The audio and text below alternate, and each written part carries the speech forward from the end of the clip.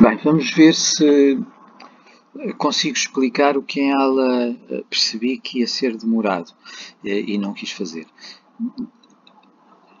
Eu vou usar a apresentação que tinha para a última aula. Passamos o Bovril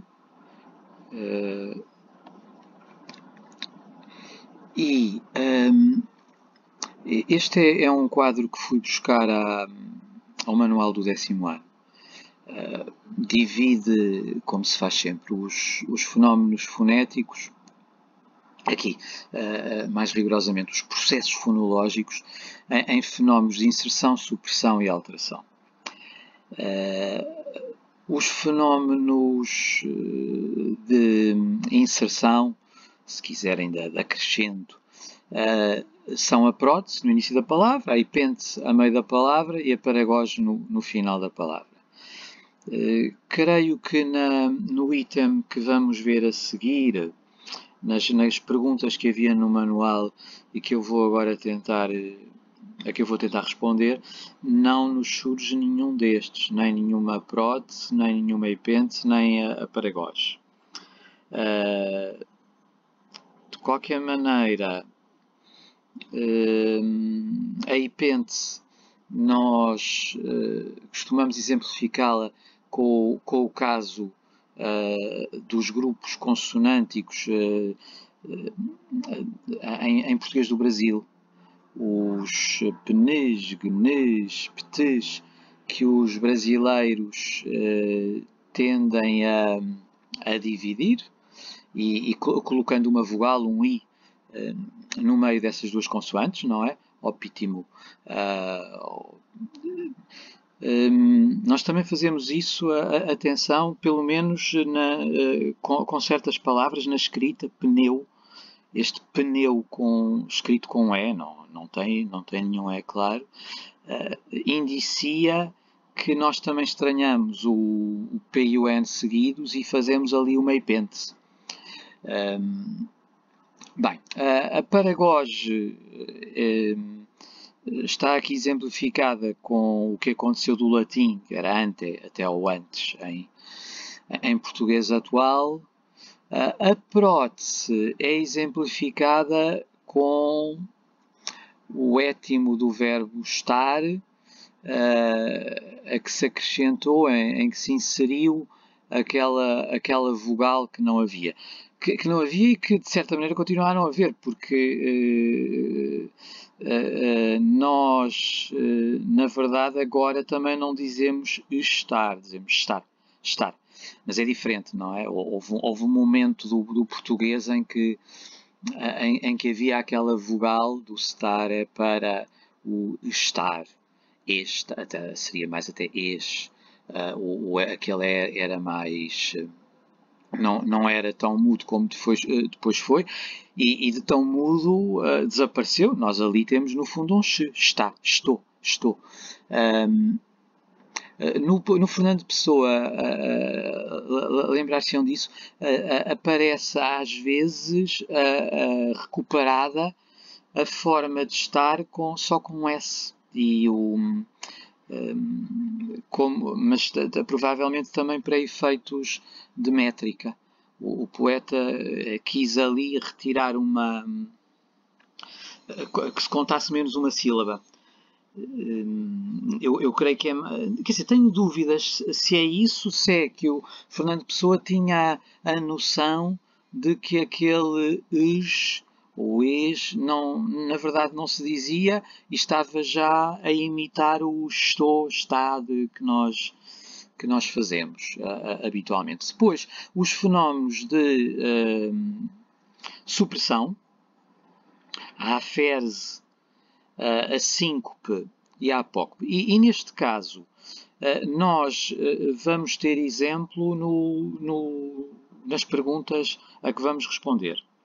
Quer de síncopes, ou seja, a queda de um som a meio da palavra, o desaparecimento de um som a meio da palavra, quer de apócopes, no final de palavra, a supressão de um som. E a aferes, creio que não vai surgir. E podemos passar aos fenómenos de alteração por transformação ou deslocação de unidades fónicas. Destes que temos aqui, esta tabela é já mais complicada, vamos ter casos de contração. Estão a ver aqui a penúltima fila. Vamos ter crase. Vamos ter uma crase, pelo menos, de que me lembro, ou seja, a fusão de duas vogais numa só. É um fenómeno muito produtivo em português a certa altura, porque houve muitas consoantes intervocálicas que caíram, ficando depois duas vogais seguidas. E essas duas vogais tiveram de se contrair. E resultou daí uma crase. Resultou uma crase, ou então as duas vogais seguidas foram resolvidas por sinerse. Outra maneira de contrair as vogais, que realmente aquele estado de duas vogais não era amigo, digamos assim, e portanto havia que resolver, e a língua resolveu rapidamente. Mas rapidamente em termos de língua não é assim tão rápido, são muitas décadas.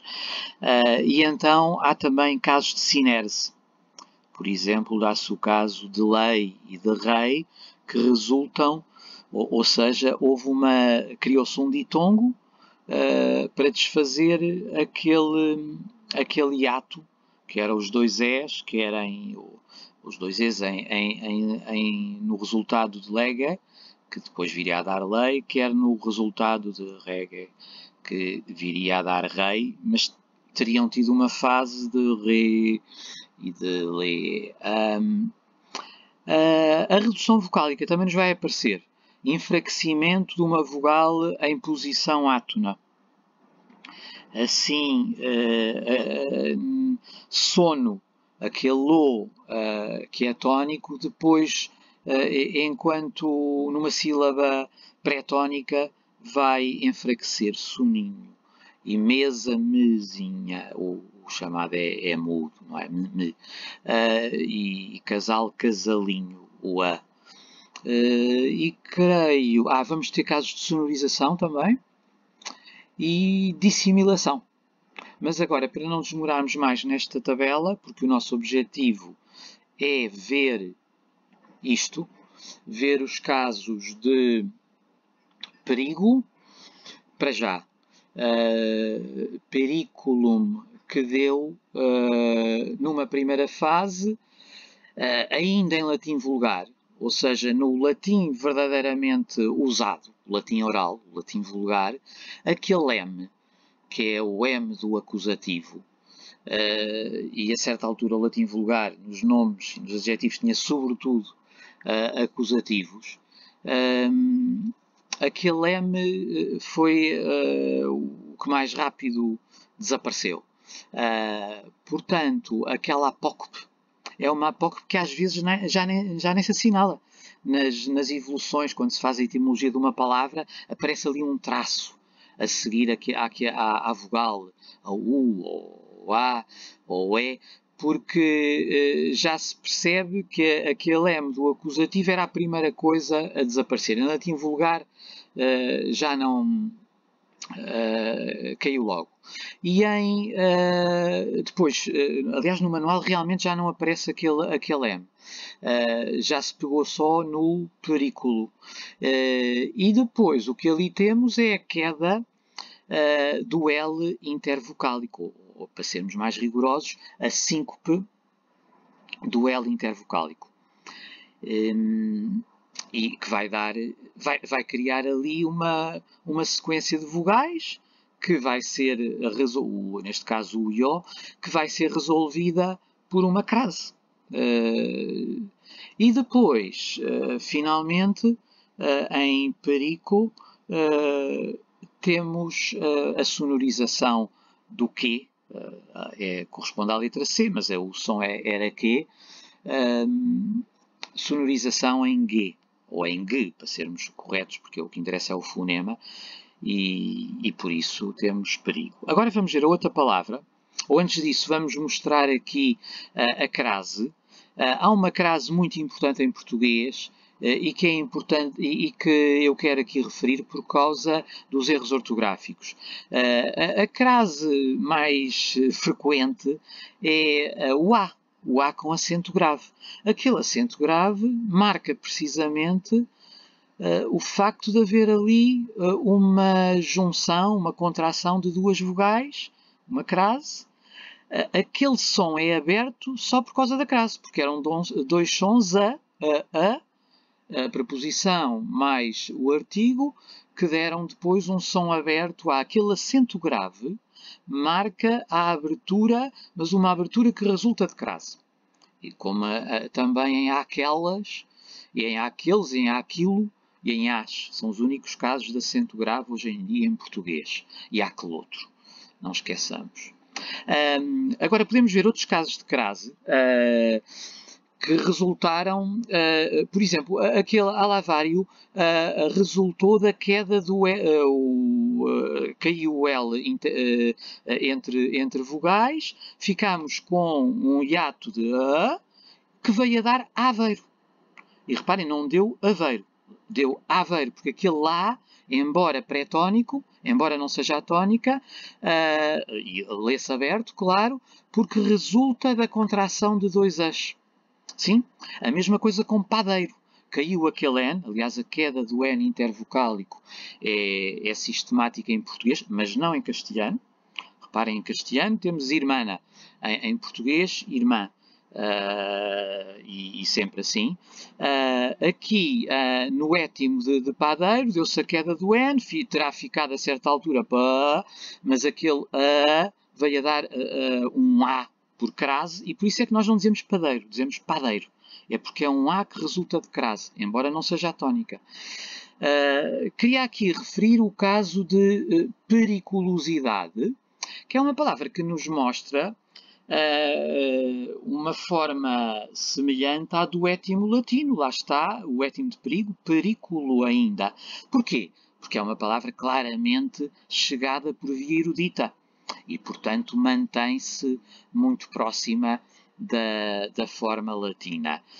Haveria depois uma divergente, quer dizer, uma palavra com a mesma origem, mas vinda por via popular, que seria perigosidade, que eu, aliás, não sei se é legítima, não está no dicionário, mas eu creio que o povo dirá perigosidade.